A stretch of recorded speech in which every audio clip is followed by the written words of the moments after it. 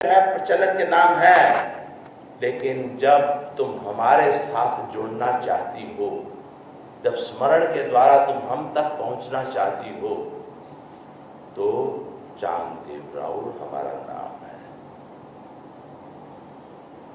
उसी से फिर बाद में जब बात हुई तो उसने ये भी पूछा सर्वज्ञ, फिर आपके चांगदेव राउल नाम का स्मरण करें कि श्री चक्रधर स्वामी नाम का स्मरण करें, क्योंकि श्री गोविंद प्रभु महाराज ने रिद्धपुर में जब कुंवर हरिपाल देव भड़ोज से अपना राजपाट त्याग कर रिद्धपुर पहुंचे, तो वहां पे श्री गोविंद प्रभु महाराज के श्रीमुख से क्या नाम निकला? चक्रधर। वो सैकड़े बुड्ढे जो है सब भक्तों में बांट रहे थे उस हाट में, रामपुर हाट हलवाइयों के बाजार में। तो जैसे वो फेंक रहे थे, अपना दान दे रहे थे, भक्तों को प्रसाद दे रहे थे, तो ऐसे ही उनकी दृष्टि से कुंवर हरिपाल देव पर पड़ी। तब तक वो कुंवर हरिपाल देवी थे, भड़ोज के राजकुमार, जो रामटे की यात्रा के निमित्त अपने घर से निकले थे। वो तो निमित्त तो रामटे की यात्रा थी, लेकिन आना तो किसी और कारण से था। तब उनके मुख से श्री चक्रधर निकला। तो उनकी श्री मूर्ति का नाम, जो बाह्य मूर्ति का नाम तो हो गया श्री चक्रधर, जो श्री गोविंद प्रभु महाराज ने दिया, लेकिन भीतरी मूर्ति जो थी वो श्री चांगदेव राउल की थी।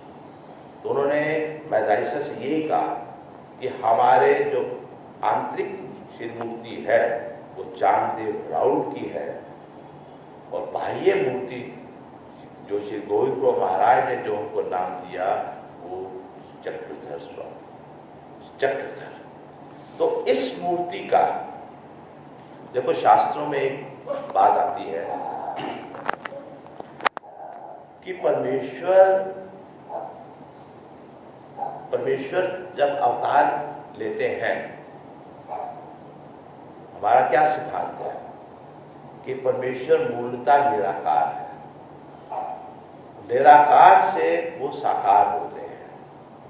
तो विद्या शास्त्र पढ़ते हैं तो पूर्वी में ये पहले प्रकरण में आता है कि परमेश्वर जो है वो निराकार है, निर्वैव है, उनका कोई अवयव नहीं है, लेकिन वो कृपा के कारण जीवों पर कृपा करने के लिए निराकार से साकार होते हैं, निर्वैव से सावयव होते हैं, और एक मूर्ति धर कर इस धरा पर प्रकट होते हैं।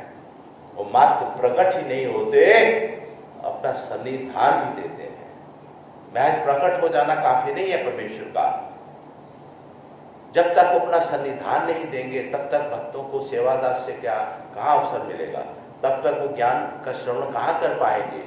तो ज्ञान का श्रवण, सेवादास से का अवसर तभी मिलता है जब वो अपना सन्निधान देते हैं, अपनी सन्निकटता देते हैं, स्वयं ही वहां पहुंच जाते हैं। कहते हैं हम स्वयं गली गली घर घर जाकर अपने भक्तों को अपना दर्शन देते हैं और उद्धार का कार्य करते हैं, तो अपना सन्निधान देते हैं वो। तो ऐसे परमेश्वर जो है जब निराकार से साकार होते हैं, तो शास्त्र कहते हैं कि वहीं पर ही वो अपना नाम स्वीकार कर लेते हैं। निराकार में ही परमेश्वर अपना नाम स्वीकार कर लेते हैं। तो निराकार में फिर दो प्रवृत्तियां हुई। एक प्रवृत्ति तो हुई निराकार से साकार होना, परमेश्वर का अवतार लेना, ये उनकी अपनी प्रवृत्ति है।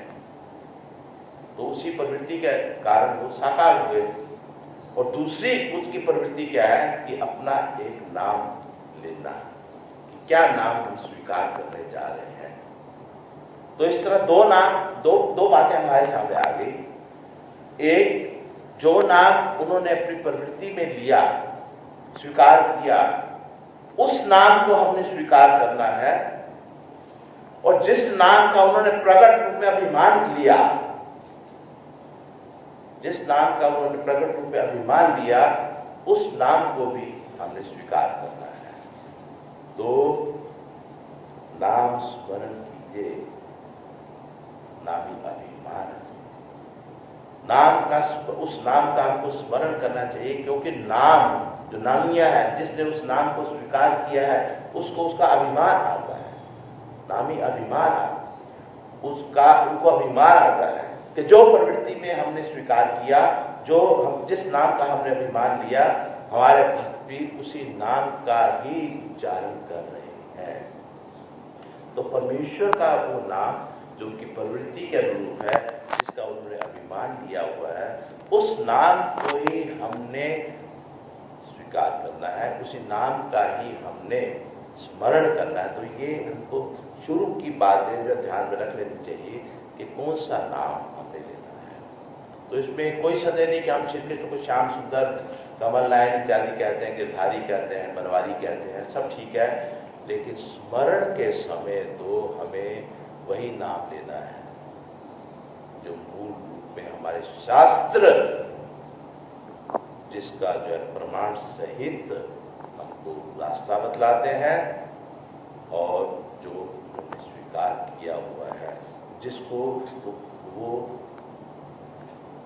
स्वीकार भी करते हैं जब हम उनका स्मरण करते हैं। तो अब इसमें एक बात और थोड़ी शुरू में समझ लें। एक तो है नाम जिसका जिक्र हो रहा था, जैसे श्री कृष्ण चक्रवर्ती। देखो, थोड़ी देर के लिए आप डोमे ग्राम पहुंच जाइए, और जिस पूर्वी की बात हुई वो पूर्वी का प्रकरण कहाँ शुरू हुआ? डोमे ग्राम में। वो किसके सामने शुरू हुआ? महिमभट्ट जी के सामने। तो महिमभट्ट जी के सामने ही सर्वज्ञ श्री चक्रधर स्वामी जी ने पांचों नाम बतलाए। तो एक इसमें दो प्रकरण आ जाते हैं, एक पंच कृष्ण और एक पंच नाम। हमने दोनों का थोड़ा अंतर समझ लेना है। पंच कृष्ण में उन्होंने पांचों अवतारों के नाम बतलाए, जैसे द्वापरी श्री कृष्ण चक्रवर्ती। द्वापर युग के कौन? श्री कृष्ण चक्रवर्ती। तो नाम क्या है? श्री कृष्ण चक्रवर्ती है। फिर सहाद्री पर्वत पर विचरण करने वाले, लीला करने वाले श्री दत्तात्रेय प्रभु। ऐसे ही द्वारावती में लीला करने वाले श्री चांददेव राउल, रिजपुर में लीला करने वाले श्री गुंडम राउल, और प्रतिष्ठान पैठन में जिन्होंने अपना प्रेमदान का कार्य करके लीलाओं को प्रकट रूप में लेकर आए, ऐसे श्री चांददेव राउल अर्थात श्री चक्रधर स्वामी। तो ये तो हो गए पांच नाम।